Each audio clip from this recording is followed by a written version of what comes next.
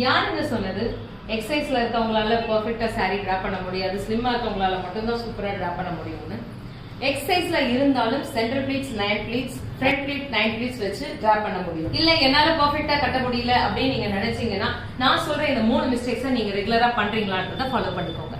First, உங்களோட first ஸ்ப்ளீட்டை அகலமா வச்சிருப்பீங்க அண்ட் உங்க ஹிப்பை கவர் பண்றேன்றதால ஷேப் இல்லாம ஃபிக்ஸ் பண்ணிருப்பீங்க.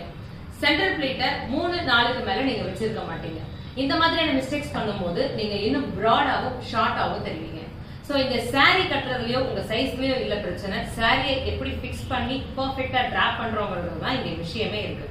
சோ உங்களுக்கு பெர்ஃபெக்ட்டா saree டிராப் பண்ணணும்னு நினைச்சீங்கன்னா ரோஜாவின் பிரைடல் ஸ்டுடியோல நடக்கிற saree dropping one day work ஷாப்ல ஜாயின் பண்ணி பெர்ஃபெக்ட்டா saree டிராப் பண்ண கத்துக்கோங்க.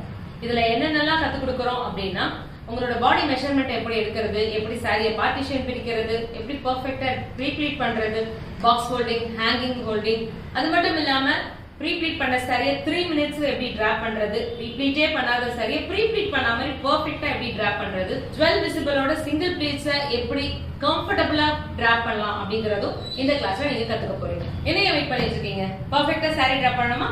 உடனே வந்து ரோஜாவின் பிரைடல் ஸ்டுடியோல இருக்கிற கிளாஸ் அட்டெண்ட் பண்ணுங்க. ஜஸ்ட்